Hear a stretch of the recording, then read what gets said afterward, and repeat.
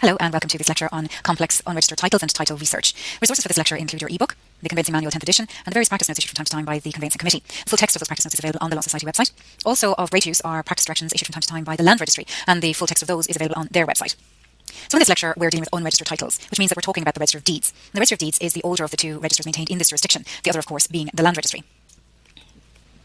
And whereas the Land Registry is a register of the title to a parcel of land, the Register of Deeds is a register of the existence of a deed or document relating to a particular piece of land. The Register of Deeds was set up as an anti-fraud measure, and the way in which it sought to combat fraud was by giving priority to deeds on the register. So it meant that if one's deed was registered, once your deed was registered, it gained priority over any other document registered after it. And what that also means is that if you have any kind of delay in registering your deed in the register, then any document registered before you, even if it's dated after your document, it will have priority over yours. So I can't emphasize enough the importance of lodging documents for registration as quickly as possible where you're talking about unregistered titles. And on this topic, I want to also emphasise that even where compulsory first registration applies to a particular title, the title itself remains unregistered until that first registration is completed. So even where you've lodged your application with in the Land Registry, which is now part of Tóid Éireann, it remains an unregistered title until such time as the registration is completed.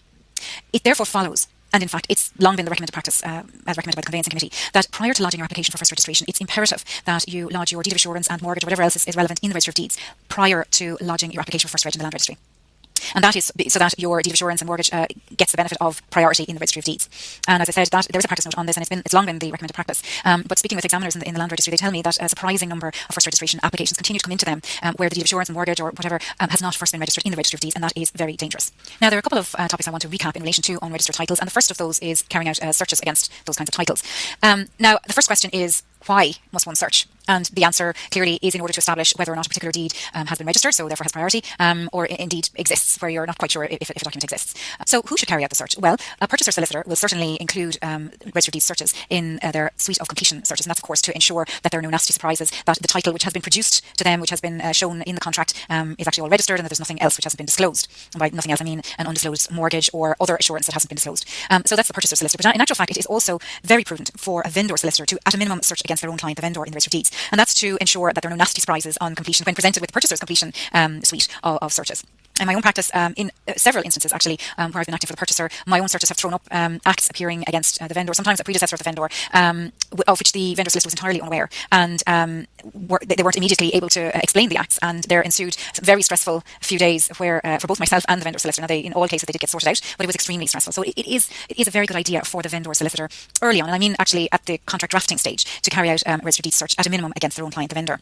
Depending, I suppose, on how long your client, the vendor, has owned the property. If it's only a couple of years, you might need to go back again to a previous owner to carry out a search, just to make sure that there's nothing unexpected. And again, while I'm discussing this, I very often in my own practice have the sense that vendor solicitors do not look at the old Register of Deeds searches that are in their possession, and very often they don't furnish them to the purchaser solicitor. And again, that should be done. The vendor solicitor should look at what searches they have in their possession, again, just to make sure there's nothing unexpected that's not evident in the title in their possession, and they should be given to the purchaser solicitor as well. And in fact, that is referenced in the contract. It has been an element of the Standard Law Society contract for sale for quite a few iterations now, and indeed it's referenced in the requisition of the title as well. So, how to carry out these kinds of searches? Well, of course, they're carried out in the Registry of Deeds, and they can either be carried out by way of an official search, which is carried out by an official Register of Deeds searcher and is certified by the registry. And if going down this route, then the requisition is made in the prescribed forms, namely forms 11 and 12 of the rules. The alternative to that, and really the method used most often, are hand searches carried out by any member of the public, but usually a firm of law searchers. If either the vendor solicitor or the purchaser solicitor is requisitioning searches, they'll usually do that via their own law searches. And the reason for that is so that the results of the searches are certified by the searcher, and therefore they have the benefit of the cover of the insurance of the law searcher. So when requisitioning searches in Register of Deeds via your law searcher, in fact, most of the searches, their websites will lead you through the kind of information that is required. But to summarise, you obviously need the name of the person to be searched against. And now it's very important when giving this information that you're very precise in relation to the spelling and the name involved. You must describe the premises affected, and you must give that, it's not just the postal address, you must give the legal description. So barony, parish, county, if you have that information, it should be given. And as I said, most law searchers on their websites, the requisition form to be filled in will guide you or will direct you to furnishing this kind of information. And then, and probably most problematically, you must fill in the dates to be searched.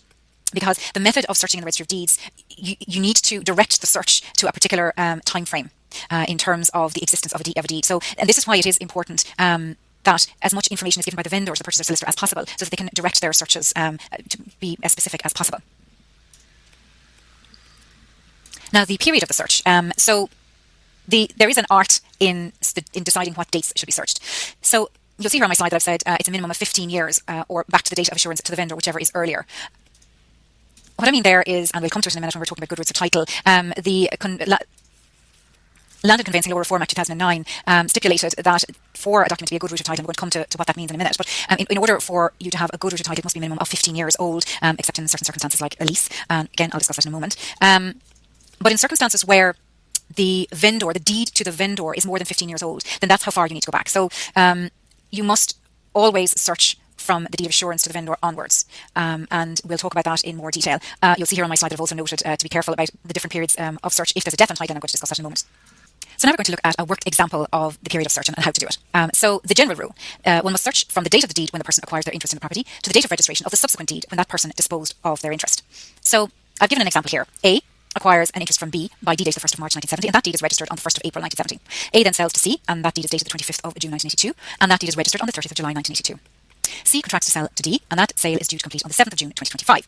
So let's imagine that we're acting for D, and we're preparing for closing our sale on the 7th of June 2025. What searches must we do? What completion searches? Now, for the purpose of this example, I've imagined that the 1982 deed was for some reason not a good route of title, and therefore the vendor has had to go back to the 1970 deed as a route of title. And that's simply to give us as much information here, as many searches as possible, to give a good example. So we're D, we're preparing for our completion date of the 7th of June 2025, and we're ordering our completion searches. Against whom do we search, given that the 1970 deed is the route of title, and what are the dates? We're going to search against A from the 1st of March 1970, because that is the date of the deed when A acquired their interest, to the 30th of July 1982, because that's the date of registration of the subsequent deed when A disposed of their interest to C. And then we're going to search against C from the 25th of June 1982, because that's the date of the deed on which C acquires their interest, 25th of June 82, to, I've said to date, but if we're closing on the 7th of June 25, then it'll be to the 7th of June 25. So that's the worked example. And just one little point here, the land registry tends to look for the dates to be one day before the date of the deed and one day after the date of registration of the next deed. So in my example here, it would be the 28th or 29th of February, depending on whether you were now a leap year, to the 31st of July. That's just a slight deviation in what the land registry looks for. So in most cases, you're going to have compulsory first registration. And so it's important maybe to bear in mind when doing your completion searches that the land registry does tend to look for this additional day at the beginning and at the end of your search. Moving on now to the next item of recap, and that is what is a good and what is a bad route of title. So our unregistered title must start somewhere. It must have a starting point, and that starting point is called your route of title. And the route of title must be selected so that the document you're producing matches all the requirements of a good route of title. So firstly, a good route is a document dealing with the entire legal and equitable estate in the property. And the property should be clearly identified by the description of the document, and the document should be of a certain age. The document shouldn't rely on any extrinsic evidence, such as reference to a map on another deed, for example, when describing the property. And nothing in the document which you're trying to rely on as a good route, nothing in that document should cast doubt on the title. Now, what do we mean when we say a certain age? Section 56 of the Land and Conveyancing Law Reform Act 2009. I'm going to be referring to that Act many times throughout this lecture, so I'm just going to from now on call it the 2009 Act. So according to Section 56 of the 2009 Act, the route must be a minimum of 15 years old, save where the route is a lease or a fee from grant. Where the route is a lease, then the lease is always the route irrespective of age, and ditto where there's fee from grant, then the grant is always the route irrespective of age. Now, it should be noted that prior to the introduction of the 2009 Act and the coming into effect of Section 56, the recommended age, the accepted age recommended by the Law Society was 20 years. And since the coming into effect of Section 56, 15 years has become the accepted norm. And save in the two cases I mentioned where you've got a leasehold title or a fee from grant. Now, some examples of good routes of title. So a conveyance or lease for value is a good route. A landed estate court conveyance, a fee from grant, land which is vested by statute, that can be relied upon as a good route, and a settlement in consideration of marriage. Those are all good routes of title, so long, of course, as they have all the other characteristics which I mentioned earlier, namely that they have a proper description of the property, that they deal with both the legal and equitable, the full interest in the property, that there's no doubt cast on the title. So examples of a bad routes of title, a voluntary conveyance, that is a conveyance or a voluntary assurance where there is no valuable consideration. So in other words, where it's stated to be in consideration of natural love and affection, for example, and that's the usual form of words that you see where you've got the transfer of a site very often between parent and child. There's no money, there's no valuable consideration passing. That's a voluntary conveyance. A deed of assignment is not considered a good route of title because, as I said in my earlier slide, where you have a leasehold title, the lease is always to be the route of title. So irrespective of the age of your deed of assignment, you must always go back to the lease. Deed of appointment to trustees, deed of assent, disentailing deed, and a conveyance under a power of sale, those are all considered bad routes of title. So now we're going to consider practical steps in investigating the title. And you'll see here from my slide that my big headline piece of advice is to be methodical. As you go through your career, you'll develop your own methodology. For example, my own is to read titles backwards. In other words, I always read the youngest deed first and then I move backwards. But whatever method you employ, it's really, really important that you are methodical. It's very often very useful to keep notes on title, to record your thoughts as you're reviewing the title offered, so that you can refer back to them later on and can remind yourself of what you thought about each document. When acting for the vendor in investigating the title, your objective is to assess the quality of the title which your client has to offer and draft title special conditions for the contract for sale accordingly. And I will emphasise here that it is as important for the vendor's solicitor to properly investigate the title, their client's title, as it is for the purchaser. It's not just the purchaser's role. The vendor solicitor must also, at the pre-contract stage, investigate their title in the same way, actually, as the purchaser solicitor must. And the reason for that is so that the vendor solicitor can correctly draft the contract for sale. So the vendor solicitor must identify the route of title which they're going to offer, and they must do that by reference to the definition or the description of what is a good route of title. And if the deed of assurance to the vendor is not going to be a route of title, for whatever reason, if it's not old enough or if it's not a good route, for one of the reasons we discussed earlier, then it's important to identify your route and then identify the intermediate title, so the title which you're passing, if that is what you're doing, or in a leasehold case, it's very important that you're very clear about what documentation of title you're going to be producing. Equally, the vendor solicitor must identify ancillary documents required. So the kind of thing we're talking about here would include family law declarations relating to any of the deeds of assurance. So if a deed is entered into after the coming into effect of the Family Home Protection Act 1976, and it was after the period in which one would be expected to produce a family law declaration to evidence the position, then that family law declaration would be an ancillary document. Equally, if you should have a family law declaration and you don't, and you're missing one, and instead you're relying on Section 54 and producing the Section 54 declaration, then that's also an ancillary document.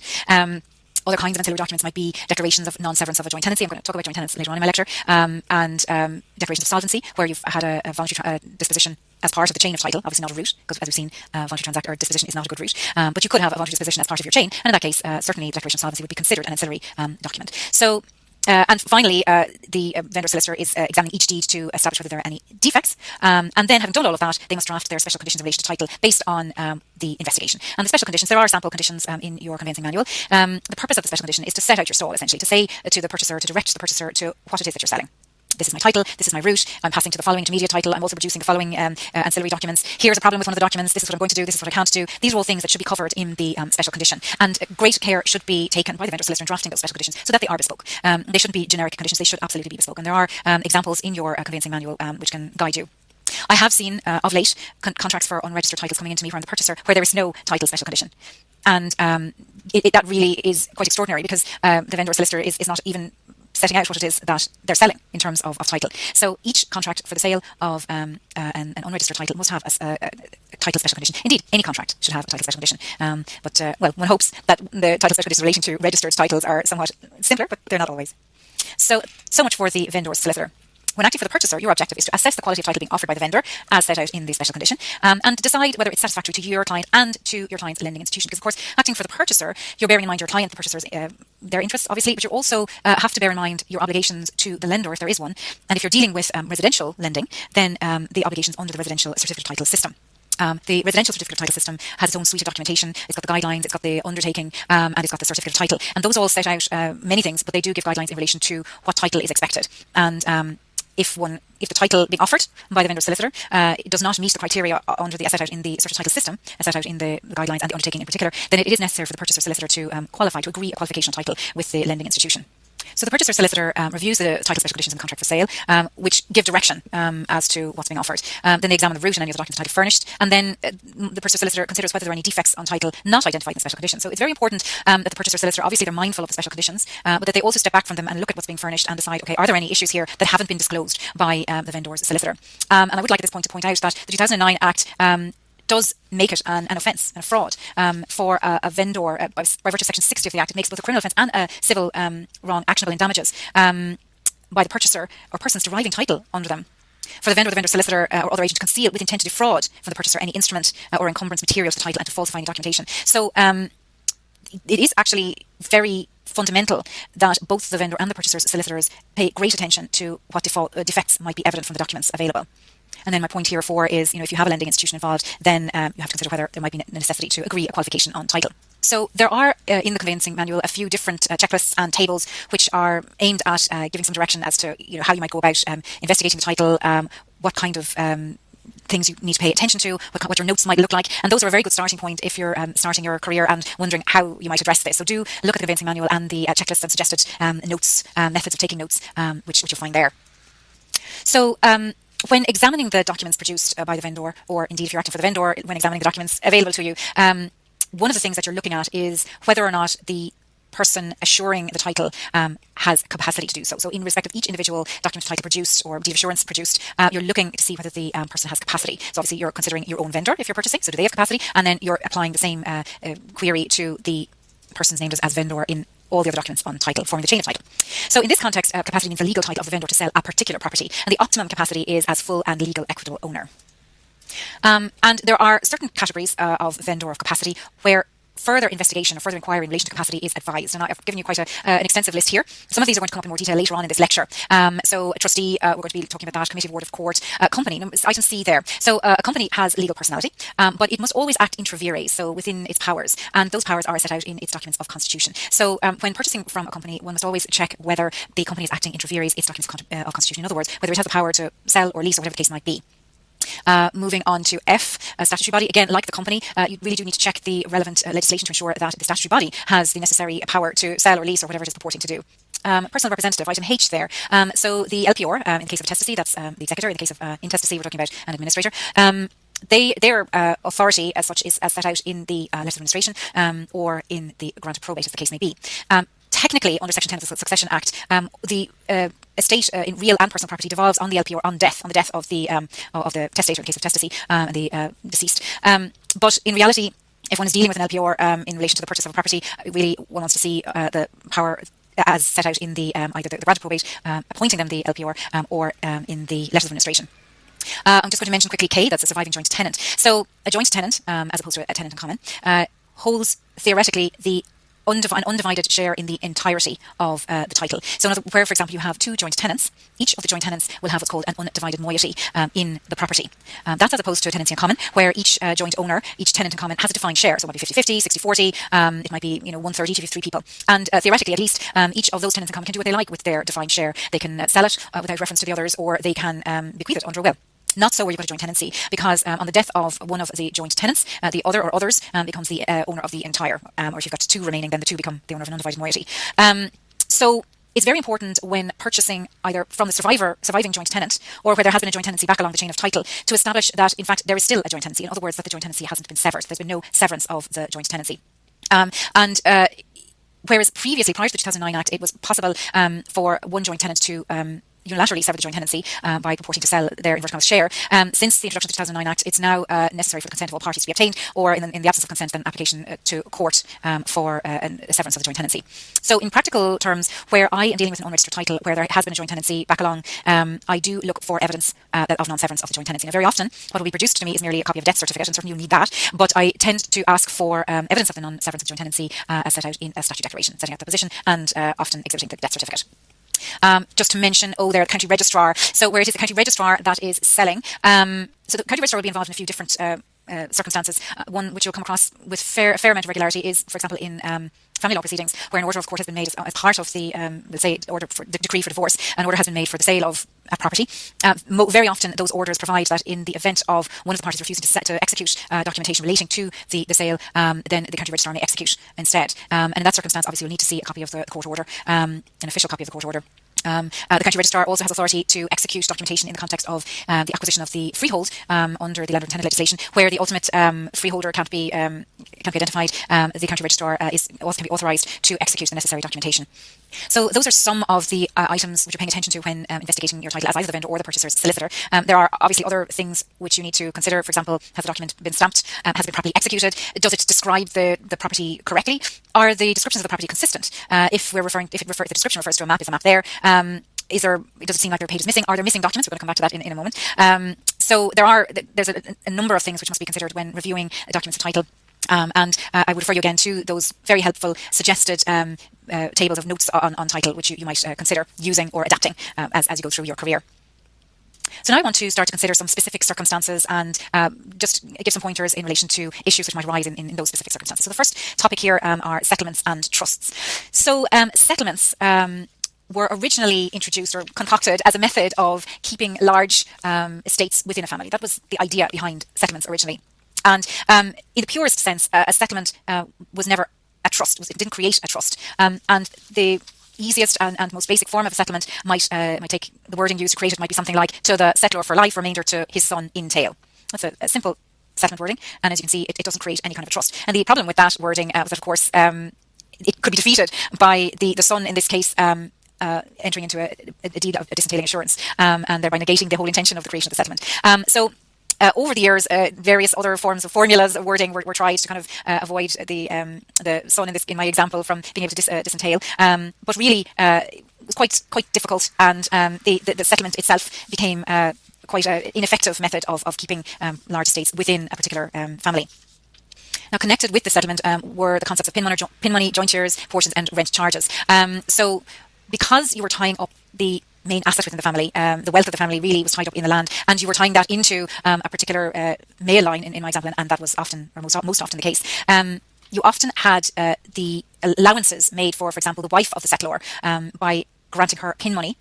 You might have jointures or portions granted to other members of the family, and those allowances were secured against the property by way of rent charges. And one still comes across rent charges from time to time, and this is what they are. They're methods of securing these allowances, which are known as pin money, jointures, and portions, in favour of wives, widows, other sons, and ensuring their payment. So the problem with settlements, as I mentioned, was that firstly the whole raison d'etre of them could be defeated by disentailing assurance.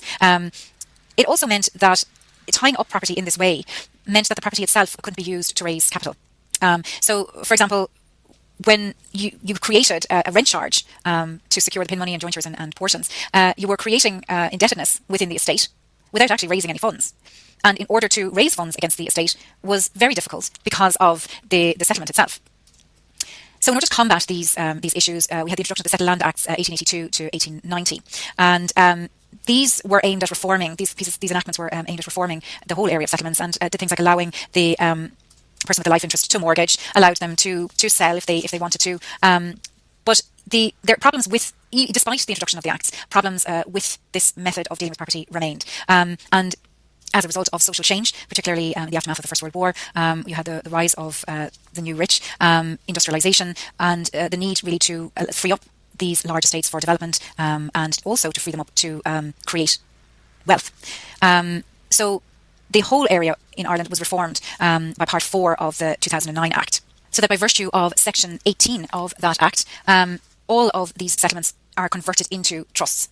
So Section 18.1 states that where land is, for the time being, limited by an instrument, whenever executed, to persons by way of succession without the interposition of a trust, in this part referred to as a strict settlement, or held either with or without other property on a trust whenever it arises and of whatever kind, or vested whether before or after the commencement of this part in a minor, there is a trust of land for the purpose of this part. So Section 18 has the effect of converting all former settlements now into trusts. And from the introduction of Section 18 onwards, the rules in relation to the trust as set out in the 2009 Act apply. And that applies equally to existing settlements, so ones which existed prior to the 1st of December 2009, and to ones created after that date. And then, having converted all the settlements into trusts, Section 20 then of the 2009 Act gives to the trustees the full power of an owner to convey or otherwise deal in the trust lands. And that power, of course, can be limited by the any deed of trust creating the trust, and also by any statutory restrictions which might exist in relation to the powers of the trustees. Now, from the purchaser's perspective, a purchaser is given protection by Section 21 of the 2009 Act. Statutory protection is given to the purchaser from a trustee, in that Section 21 provides that a conveyance of the legal estate overreaches any equitable interest, so that is the interest of the trustee, of the beneficiary of the trust, in the land if certain conditions are met. So, where one is either selling as a trustee or purchasing from a trustee, it's really important to look at sections 18 through 21 to see what the conditions are and to make sure that they're met. Particular attention should be paid to receipts, whether receipts can be given, how many trustees there must be. And it's the area has been greatly simplified by this amendment in Part 4 of the 2009 Act, but it is still a bit technical, and really attention should be paid to the actual legislation. So go back to the resource, the first principle, which is which are the sections in the Act. Now I want to consider leases for lives renewable forever and fee farm grants. I mentioned the fee farm grants earlier in the lecture when I was talking about good routes of title, and I want to go into this in a little bit more detail. So firstly, a lease for lives is a conveyance to the tenant for the duration of the lives of 3 named persons, and these typically included a covenant for perpetual renewal, so that where one of the 3 lives or all of them dropped off because somebody died, then the tenant in that case would pay a fine and the lease would be renewed on the naming of 3 new lives, and so it would go on. And therefore we had a leasehold tenure with a freehold estate. A fee farm grant was a conveyance of a fee simple subject to payment by the grantee and his successors entitled to the grantor and his successors entitled of a perpetual rent. So again, we had a leasehold tenure with a freehold estate. Now, these types of documents were used. It was very popular here in Ireland as a way for a landowner to control how his property was to be used even after he had sold it. So it really goes to the difficulty formally of enforcing covenants against a fee simple. So if I owned a very large piece of land, I want to raise a bit of money on it, but I want to at the same time control how it's going to be used, then I would use one of these, either a fee farm grant or lease for lives, as a method of imposing covenants on the essentially the purchaser, or they'll call the grantee in the case of a fee farm grant, and tenant obviously in the case of lease for lives. And these were very, very popular, as I said, in both rural and urban situations. So the Renewable Leasehold Conversion Act 1849 gave to the tenant under a lease for lives renewable forever the right to obtain a fee farm grant from their lessor. So the fee farm rent was to be the old leasehold rent together with an estimated sum based on the average annual value of the renewal fine. And the 1849 Act provided that all future purported leases for lives were to operate automatically as fee farm grants, provided that the lessor actually held the power to convey the fee simple interest. So that was the Renewable Conversion Act. And then we have Section 74 of the Landlord and Tenant Amendment Act 1980. Cures the problem which you encounter where you find a lease for lives renewable on title. Clearly, the lives in question have dropped because the document is so old that the people involved must be dead, and nothing has been done to renew the lease. By virtue of Section 74 of the Landlord Tenant Act, Amendment Act 1980, those are converted automatically into a fee farm grant. So where they hadn't been converted by virtue of the 1849 Act, they're now converted by virtue of Section Section 74 of the 1980 Act. And then finally, in terms of legislation in this area, we have Part 2 of the 2009 Act, which provides that after the introduction of the Act, i.e. the 1st of December 2009, the creation of a new fee farm grant, any kind of a new fee farm grant, is prohibited, actually. So no more new fee farm grants after the 1st of December 2009. So after that date, if you do have a contract which purports to require the creation of a fee farm grant, or a document which purports to be a fee farm grant, it will now operate as actually the conveyance of a fee simple. And therefore free from the rent and free from any covenants connected with the rent. Important to note that the 2009 Act does not affect any fee farm grants already in existence prior to 1st of December 2009. So that's why I included fee farm grants as good words of title in my earlier slide, because you do still come across older fee farm grants. So now I'm going to move on to wards of court and assisted decision making. So here we're looking at what do you have to consider if you're acting for the vendor, where the vendor is a ward of court or the assisted decision making legislation is relevant, or if you're acting for the purchaser in that circumstance. So here we have a new date now to consider. So we've been talking the 1st of December 2009 is a watershed in conveyancing because of the introduction of the Land Conveyancing Law Reform Act 2009. In this topic, we have a very important date, which is the 26th of April 2023. So prior to that date, we had the creation of wardships under the Lunacy Regulation Ireland Act 1871 and under the rules of the Superior Courts in 1986. So wardship of adults requiring the court's protection because of mental incapacity resulting in limited decision-making capacity. So that was one form of wardship. Or wardship of minors under 18 years of age, and in which case mental incapacity was not relevant. It was just they could be made wards of court simply because of their age. So wardship was designed to protect the vulnerable. And the two classes of vulnerable are, as I said, adults who were suffering from some kind of mental incapacity, which resulted in limited decision-making capacity, or a minor who were vulnerable simply because of their age. And how this worked was that the court would appoint a committee, very often a close family member or friends of the vulnerable person. They would appoint the committee in respect of specific items, for example, the sale of a property. Once the person went into wardship, the court had supervision. So the court was the supervising body. They supervised the committee. The committee was answerable to the court. So, for example, where the wardship related to the sale of a property, then the proceeds of sale would be lodged into court, and the court would then have to release the funds. That while it certainly gave protection to vulnerable persons, and indeed the officers in the wards of court office were very, very knowledgeable, it also was cumbersome. After the 26th of April 2023, we had the coming into effect of the Assisted Decision-Making Capacity Act 2015. Even though it's a 2015 piece of legislation, it actually didn't come into effect until April 2023. And after that date, we have an entirely new regime governed by the Act. Firstly, we have the creation of the Decision Support Service, the DSS, and it is the body which now has supervisory capacity under the Act. And essentially, what the Act did in relation to vulnerable persons was to create a three-tier system. And the three tiers were decision-making assistance, co-decision-making agreements, and a court-appointed decision-making representative. So the first tier, the decision-making assistance, was where a vulnerable person was to have assistance in making decisions, but the decisions were theirs. They don't have to be joint decisions, but they would appoint somebody to be their assistant in making decisions. The next tier up, co-decision-making agreements, is where the vulnerable person, where there's an agreement in place between the vulnerable person and a co-decision maker. And in those situations, the decisions involved must be joint. And they're governed by the agreement and are supervised by the DSS. And then at the top, we have court-appointed representatives. So in this case, the vulnerable person is not involved in the decision-making process at all, but the decisions are made by the court-appointed decision-making representative. And as I said, it is the DSS which has supervisory responsibility in respect of all three tiers. And the Act did away with the creation of new wardships. And all existing wardships are subject to review. So there's a 3 review which is ongoing, whereby the wardship of each individual is to be reviewed and a decision made as to what is the most appropriate assistance for each individual case. So as I say, the wardship of each ward is currently under review. So where you are acting for somebody who is a ward, of course, or where you're acting for a purchaser from a ward, it's very important to get the full situation in relation to whether a review is underway in relation to that particular wardship. In relation to the new regime, it's very important for practitioners to understand the implications of these 3 tiers on conveyancing practice. Clearly, where a decision-making agreement or a decision-making representative order exists, there will be an impact on conveyancing practice. And in recognition of this, the Conveyancing Committee issued guidance in November 2024 aimed at giving preliminary guidance to practitioners in terms of the investigations that they should carry out and the kind of documentation that they should seek. So the practice note, which issued in November 2024, is a preliminary document, and there is ongoing dialogue between the Conveyancing Committee and the DSS, so it is intended that there will be further advice given. But the advice given in the practice note is that at a very early stage, pre-contract, the vendor's solicitor should establish whether either a co-decision-making agreement or an order exists. So this really is an inquiry which needs to be made at a very early stage. If the vendor solicitor discovers that such an agreement or order does exist, they must ensure, firstly, that the agreement and the order have been registered with the DSS, and secondly, that they get a copy of the document as registered. This is very important for both the vendor and the purchaser's solicitor, because the Conveyancing Committee, and it's set out in the practice note, they've been advised by the DSS that although the court-appointed representative is entitled to act under the perfected order, in actual fact, the DSS may and has in the past requested amendments to the order before they will register it. So that the version of the order that must be produced is the version as registered, and of course there must be proof of registration. Equally, a co-decision-making agreement is not effective unless registered, so it is the version of the agreement as registered, and along with evidence that must be produced. So the vendor's solicitor, according to the practice note, should disclose to the purchaser solicitor at an early stage that one of these documents applies. And both the vendor and the purchaser solicitor will be reviewing them very carefully to see who is appointed. If you've got a court-appointed representative, what are the terms, what are the parameters, how does this document, how does this order affect this particular transaction?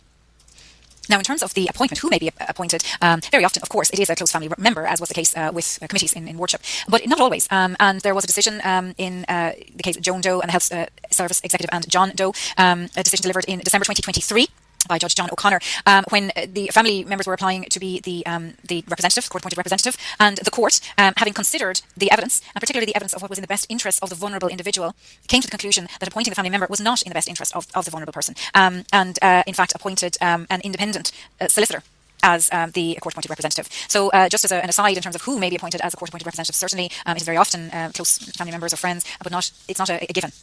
So once either the purchaser solicitor or the vendor solicitor are aware of the existence of a court order or agreement, it's very important that they're scrutinised to establish whether the representative or the co-decision maker have the authority to execute documentation and enter into contracts, etc. Now, there is a distinction between the order and the co-decision-making agreement. The order, of course, as I mentioned earlier, in the case of an order, the vulnerable person is not involved in the decision. The representative is granted the authority in front of the order and therefore must act in accordance with that, and therefore has the powers granted in the order. So that's really what you're looking at. In relation to the agreement, as I mentioned earlier, the vulnerable person is part of the decision-making process. And therefore, the practice note advises that the co-decision maker should join in the contract for sale, deed of assurance, and all other documentation, other than declarations, to confirm that their assistance has been sought, because of course that's their function under the co-decision making agreement. Their assistance is required. And they must provide that assistance in accordance with the terms of the agreement. So really, the key point here is scrutinise the documentation carefully to see precisely what powers are given, what are the parameters in either the agreement or the order. I mentioned declarations. Just a reminder that a declaration can only be made within the knowledge of the declarant. So it has always been the case that someone, for example, with a power of attorney can never swear a declaration qua the donor of the power. They can only swear what they know themselves, and that applies in this case too. So the maximum that, for example, a court-appointed decision representative that they can give would be a declaration from their own knowledge. I want to mention also, just briefly under this, that the DSS also is the supervisory body in relation to enduring powers of attorney, and the regime in relation to enduring powers of attorney was drastically altered by the coming into effect of the Assisted Decision Making Capacity Act 2015. So prior to the coming into effect of the Act as it relates to enduring powers of attorney, an enduring power of attorney was executed and then it essentially lay fallow until such time as it was activated by the attorney and registered once the donor was no longer capable, and there were all the proofs required in relation to incapacity, etc. Since the 26th of April 2023, enduring powers of attorney EPAs must be registered at the time of creation, and that is one of the major changes effected by the activation of EPAs. The other is, of course, that the DSS now has supervisory capacity and is responsible for registration of the EPAs, and that the EPAs are to be created through the DSS portal, a major change in this. It's obviously quite a controversial area. It has been the subject of much discussion. There's been a lot written in relation to the difficulties arising out of it. But in terms of practice, I just want to mention that the Land Registry does have practice direction in relation to its requirements for registration, where one has acquired from an attorney under an EPA. Now, that practice direction related to the position prior to April 2023. So, in other words, to the form which was created prior to April 2023, the form of EPA. The practice direction has not been updated since the coming into effect of the Assisted Decision Making Act, but it is likely that the requirements of the Land Registry will remain the same, in that they require a copy of, or a certified copy of the EPA itself and evidence of registration. So certainly, if you are either selling or purchasing where there is an EPA, do look at the requirements of the Land Registry as set out in its practice direction in that regard. So, having considered the power of sale in a kind of a general way, and specifically considered the distinction in treatment between mortgages created before the 1st of December 2009 and those created after, and I want to look in a little bit more detail at the sale by the mortgagee. So, where the mortgagor has failed to observe the terms of mortgage and is in default, a mortgagee can choose from a range of remedies. I've listed them here on this slide. In fact, of these, the first one is by far the most popular, for reasons that will become clear in a moment. This is a court order for possession followed by sale out of court. So it makes sense that if the mortgagor is in default and the mortgagee wants to exercise its power of sale, that vacant possession is paramount, because trying to sell the property without vacant possession is going to be very, very difficult, unless you're selling, with the benefit of a sitting tenant or something like that. But in other circumstances, clearly, it's going to be very difficult. It's going to be a hard sell where you've got a defaulting mortgagor sitting in the property and refusing to move. So for this reason, remedy number one here, a court order for possession followed by sale out of court, is the most popular of all of these remedies.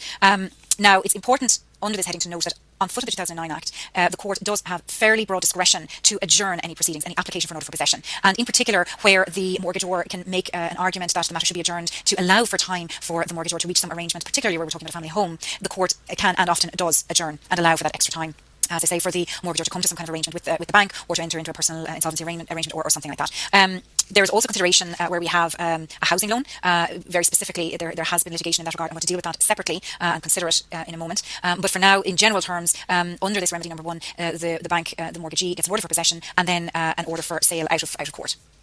Number two is a sale without a court order. And really what we're talking about here is the mortgagee relying on its statutory powers of sale, which we've already discussed, and which really now are only talking about in respect of mortgages created before the 1st of December 2009. Because as we saw earlier, after that date, we have to have either the consent of the mortgagor or a court order. So if selling without the court order, we're really relying on the statutory powers, and as I mentioned earlier, you're therefore looking at mortgages created prior to the 1st of December 2009 and must therefore ensure that the conditions associated with the exercise of those powers have been satisfied.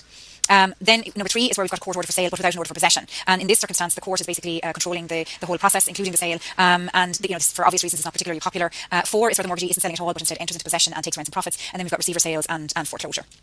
So I mentioned earlier that there was some special consideration to be given to sales by the mortgagee where the property in question is a family home, or specifically where the mortgage in question is a housing loan mortgage. I'm going to consider in this slide a practice note issued by the Conveyancing Committee and a few decisions where this situation was considered.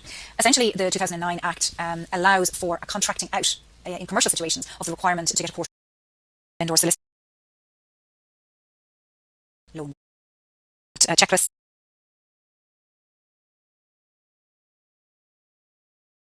Possession and takes rents and profits, and then we've got receiver sales and foreclosure.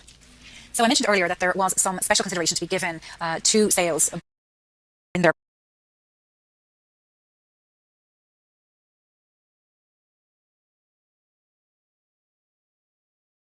where the property in question is a family home, or specifically where the mortgage in question is a housing loan mortgage. I'm going to consider in this slide a practice note issued by the Conveyancing Committee and a few decisions where this situation was considered.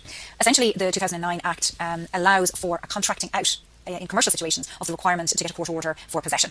So it is possible under the legislation to contract out of the requirement for a court order before the mortgagee can go into possession and then sell on. However, it is not possible to contract out in such a manner where the mortgage is a housing loan mortgage. And that's by virtue of Section 97 of the 2009 Act. And so then it becomes a question of, what is a housing loan? One must consider then, is the situation I'm looking at, is the mortgage I'm looking at a housing loan mortgage? So this was considered in some detail in two related cases in 2022, Bank of Ireland Mortgage Bank versus Niall Haid and Joyce Haid, and Niall Haid versus Bank of Ireland Mortgage Bank and Michael McAteer. Two connected cases. The citations are there at point 2 of this slide. The circumstances here were that the bank was enforcing against a book of debts, a book of properties, and the security was over a range of properties. But in relation to 3 of the properties, the court found that in actual fact they were housing loan mortgages, and therefore the court order for possession and sale should have been obtained. And so just to read a little bit from the judgment, because it's quite instructive.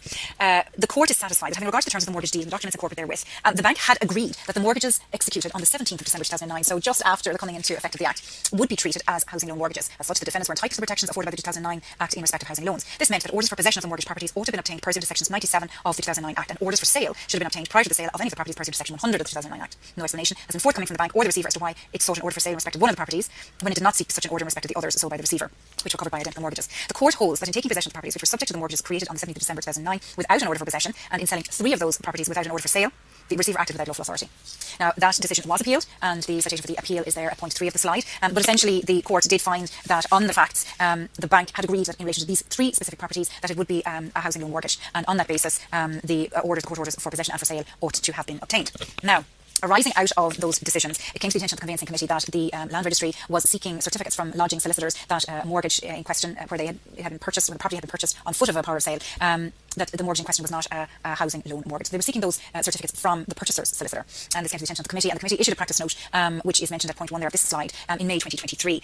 And essentially, the practice note deals actually with both receivers selling properties and sales by charge holders themselves. And in both cases, the committee felt that it is inappropriate for the purchaser's solicitor to be providing such certificates as requested by the Land Registry. And just to quote from the practice note, the Conveyancing Committee recommends that petitioners should not provide such a certificate, and that such a certificate should only be provided by a person authorised to do so on behalf of the charge holder, or by way of a certificate contained in the relevant deed of assurance, which is an interesting workaround.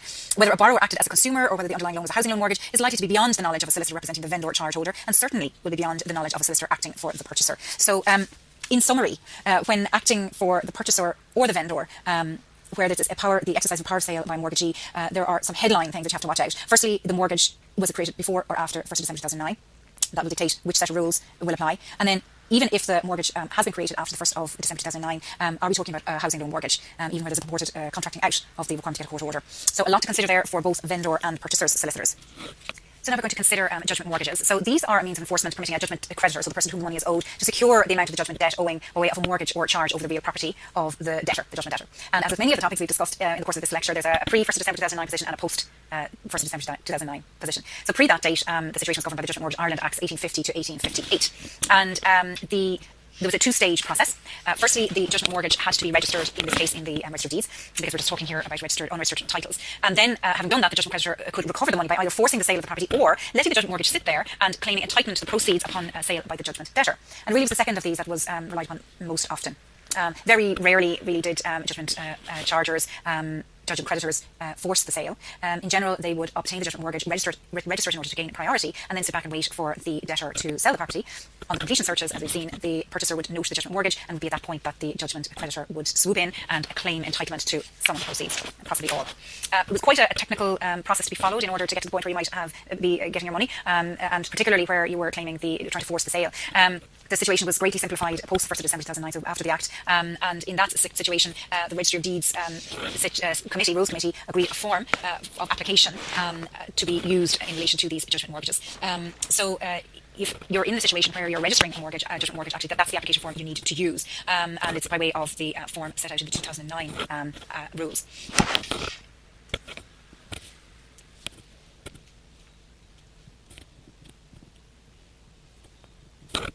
Interesting point here is that the right of action for the enforcement, so for the creditor, is 12 years, within 12 years of the date of obtaining the judgment, in the case of an ordinary person, or 30 years if the creditor is a state body. So time runs from the date of the judgment, not from the date of registration of the judgment mortgage. So that's quite interesting. If you're looking at whether or not the judgment mortgage is still enforceable, you need to look at the date of the judgment, and your clock is ticking from that date. Another interesting point, sorry, that's by virtue of section 109 of the 2009 Act. Another interesting point by virtue of the 2009 Act is section 30. This relates to joint tenancies. So I discussed earlier on in this lecture the severance of the joint tenancy and the importance, if you're purchasing from a surviving joint tenant, that you ensure that the joint tenancy hadn't been severed prior to the death of the other joint tenant. So by virtue of section 30 of the 2009 Act, the registration of a judgment mortgage does not sever a joint tenancy, which it would have done prior to that Act. And the other thing to note is that the death of the judgment debtor extinguishes the judgment. So the upshot of that is the judgment mortgage is created, it's not severing the joint tenancy, but then the judgment debtor dies. The surviving joint tenant, by virtue of survivorship, now owns the entire and owns it free of the judgment mortgage. So an interesting point. Purchases from a sheriff. So in the County Borough and County of Dublin and County Borough and County of Cork, responsibility for enforcement or execution of judgments rests with sheriffs. So they're officers known as sheriffs. And then outside of those areas, the enforcement responsibility rests with the county registrar. And the process is that in the High Court you have an order called a FIFA, a Circuit Court execution order, or in the District Court we have a decree. Those are obtained as appropriate by the judgment creditor and submitted to the county registrar or the sheriff for enforcement. So it follows that if you are purchasing from a sheriff or the county registrar, as the case may be, you need to see the appropriate FIFA execution order or decree in order to ensure that all is done correctly. And just one note under section 133 of the 2009 Act. It is the power of the sheriff to seize a tenancy under a FIFA or other process of execution was abolished, save where the tenancy relates to property exclusive use for commercial purposes. So prior to the 1st of December 2009, it was actually possible for the sheriff or the registrar, as the case may be, to seize leasehold property. That changed after the 1st of December, so that power now only relates to commercial tenancies. So that, whereas before 1st of December 2009, as part of the suite of completion searches, one carried out a sheriff's search where the property was held under leasehold title. That's now only required where the property is commercial tenancy, because there is still the possibility that the sheriff can execute an order or the sheriff or county registrar can execute the order by seizing the commercial property. So now turning to a purchase from the official assignee in bankruptcy. So bankruptcy is a process whereby the property assets of a person who is unable or unwilling to pay their debts is transferred to a person given charge of those assets by the High Court. And the person so appointed by the High Court is called the official assignee. The official assignee is a statutory officer who administers the estate of the bankrupt person and is answerable to the High Court. In practice, in conveyancing practice, one comes across this situation in two main situations. The first is where the vendor becomes bankrupt in the period between entering into the contract with the purchaser and the completion. And the bankruptcy comes to light quite often on the purchaser's completion searches, which include a bankruptcy search. And in that circumstance, the official assignee has the option to repudiate the contract. So what the official assignee will do is consider the contract, in particular consider whether there's been anything fraudulent going on here, whether the contract was entered into in order to hive assets out, and also obviously to consider whether the purchase price is reasonable. And the official assignee may appoint an independent valuer.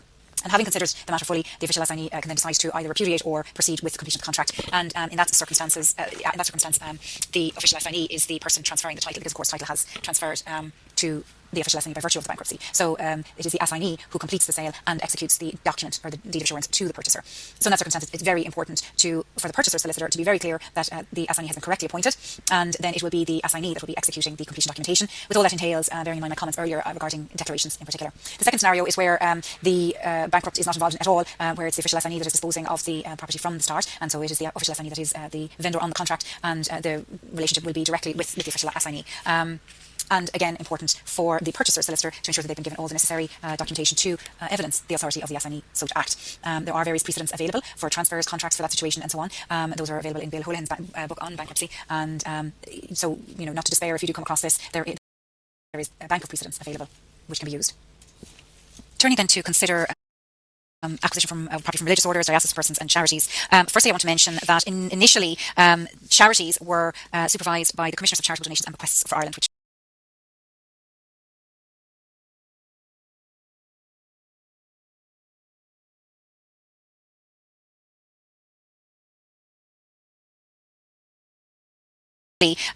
charities were supervised by the Commissioners of Charitable Donations and Bequests for Ireland, which were called the Commissioners, and that was established by statute in 1884. Now, the purpose of the Commissioners initially was the more effectual application of charitable donations and bequests in Ireland. And basically, they provided services to trustees of charities in order to assist them in carrying out their charitable purposes. But they also had some regulatory function.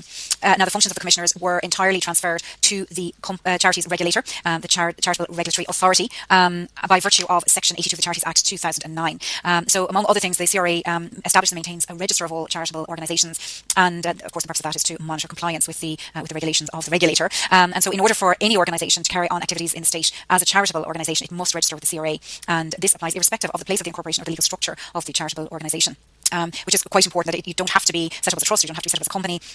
If you intend availing of a charitable status, you must register with the CRA, you must comply with their conditions, and then once you come in under their ambit, then you will be subject to their regulations. And that includes annual reporting and obviously the necessity to register.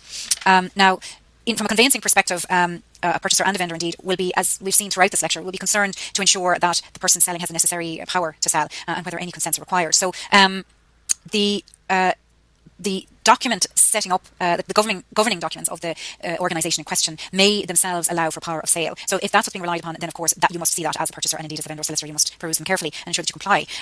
So even where the documents creating or setting up the organisation do allow a power of sale, the consent of the regulator is required where you have a below market value sale. And so it's very important to be cognizant of that where you're acting for either the vendor or the purchaser. again, it's important to be aware that for example, religious individuals or members of a religious order are entitled to own property for their own use. And so the fact that you're purchasing from brother so-and-so or sister so-and-so, it doesn't necessarily mean that they're acting in their capacity as a member of a religious order. They may be acting in their personal capacity. So really, the important thing here is to ask a lot of questions as to the capacity in which the property is being sold, how it was acquired, the capacity in which it was acquired, bearing in mind also the desire to keep trusts off the title. And to avoid the necessity to delve into trustees. So a lot of caution advised where you're aware that you're dealing with charities or religious orders. A lot of questions to be asked of yourself if you're both the purchaser or the vendor as to particularly around the power to sell and whether any consents are required, whether you're complying with all of the requirements of the documents, the constitutional documents of the particular organisation. So now I'm going to consider where there's a landed estates court conveyance on the title, and specifically where such a conveyance is being offered as the rooted title. Just to note at this point that the landed estates court was previously known as the encumbered estates court. And the long and the short of it is that such a conveyance is indeed a good rooted title. And I'm going to quote from two different cases because really this just sets out very, very well, and I won't be able to set it out any better than these two learned judges have done. Firstly, in the case of the Earl of Antrim and Grey, there can be no question now that a conveyance from those encumbered estates court commissioners or from the judges of the landed estates court effectively conveys the estate of everyone, whether a party to the proceedings before them or not, whether with full notice of the proceedings or in entire ignorance of them. The legislature, on grounds of public policy, thought it expedient to grant these somewhat arbitrary powers to these tribunals, and it is not for the ordinary courts of the realm to attempt, even for the redress of manifest wrong in particular cases, to cut down or limit them. And then in Re Tottenham's estate, by a sort of conveyancing magnetism, it would draw out not merely from the owner whose estate was under sale, or from whatever persons might intervene as parties in the proceedings, but from the absent, the helpless, the infant, the married woman, the mentally imbecile, nay, even the unborn, every particle of estate and interest, legal or equitable, present and future, known or unknown, patent or latent, in the land expressed to be conveyed, and would concentrate the whole in the purchaser, free from everything that the conveyance itself did not save. So unequivocally, an unequivocal statement that the conveyance itself basically cleared everything and everybody off the title, and the purchaser on foot of such a conveyance took without any reference or without any concern that there might be any lurking interests not conveyed or not dealt with. So a very good rooted title. So now we're going to consider what happens if there is a document lost or destroyed from the chain of title. So this is considering it from both the perspective of the vendor solicitor and the purchaser solicitor. So as a vendor solicitor, as I mentioned right at the beginning of this lecture, it's your responsibility to look at the documents of title available to you and to make the best contracts that you can, and to identify defects and to disclose those defects. And one possible defect is, in fact, that an important document or a document required to make up the chain of title has been lost or destroyed. And the point I want to make, first and foremost, is please don't panic. There are things that you can do to make the situation better. So firstly, I would draw your attention to a practice note entitled Update on Insurance Company Bonds in relation to lost documents and defects on title. It was issued in November 2023 by the Conveyancing Committee, and it considered the use of insurance company bonds, but it actually also went into detail in relation to the requirements of the land registry where you're trying to register a title where there is a lost or destroyed deed. And it specifically gives quite a lot of guidance as to what level of detail needs to be covered in the affidavits to be furnished in relation to the loss or destruction of the deeds, what kind of searches need to be carried out, what averments need to be included. So definitely a lot of attention to be paid to that practice note, and also actually to the land registry practice direction, which is referenced in the Conveyancing Committee's practice note. It should be noted that the land registry's preference is not to start off with the requirement that a bond be obtained. It doesn't always require that where you've got a lost deed, but certainly where all or significant chunks of the chain of title are lost. And I've had that situation on a few occasions where practically everything is missing. A bond certainly is a source of comfort. Apart from providing an affidavit along the lines as described in the practice note and indeed the practice direction of the land registry, it's important to set out what searches have been made to try and locate the documents, to try and figure out what happened, and that should all be set out in your affidavit. You should of course try and obtain certified copies of the documents or plain copies, and so that might mean investigating titles to neighbours, maybe contacting solicitors in neighbouring properties, and I've done that and been successful, where perhaps you might have a pyramid title, and it might be a title at the top of at the apex of the pyramid, and it may very well be that a neighbour can help you out with a copy of that missing deed. Obtaining memorials of the documents is very important, and obviously producing affidavits and declarations setting out the circumstances of the loss or destruction. So there is quite a lot that can be done to make the picture a bit better, and that should all be done by the vendor's solicitor at the outset. Don't force the purchaser solicitor to try and drag this information out of you. Really do your very best to pull together as much as you possibly can and present it with your contract. So then I want to discuss defects on title, and really that goes hand in hand with what I've been just talking about on the previous slide, where you've got missing deeds. But there are other defects which might manifest, and I mentioned some of those earlier on in the lecture. For example, descriptions in the deed might, from one deed to the next, might change. Very regularly in urban settings you'll see renumbering occurring. That's not a defect on the title, but you may need to get some evidence to explain it. A document might not be signed, might not be properly executed, it might not be properly stamped. So all of these things are things that will have to be addressed in some fashion. Some defects are easier to address than others. For example, if you have a missing family law declaration, you may be able to rely on Section 54 to get around the fact that the family law declaration is missing. The rule of thumb here, the really big point, is that the vendor solicitor, and I mentioned this right at the very, very start of this lecture, the vendor solicitor must make every effort to identify defects on the title and to come up with some kind of a solution, certainly to disclose them. And absolutely not to deliberately hide them, because as I mentioned again in the course of the lecture, that now brings with it a criminal penalty and the possibility of civil prosecution. So the vendor must do their very best, and the purchaser, again, often dealing with titles that have defects on them is a collaborative effort, and certainly where I've been involved in these kind of situations, the best results have been reached by vendor purchase solicitor collaborating to try and find a solution or a resolution. So that's the end of my discussion. We've covered a broad range of topics, obviously not possible to cover them all in huge detail, but hopefully there's plenty of food for thought, and I've given you some ideas and routes for further investigation. Wish you all the very best with your course.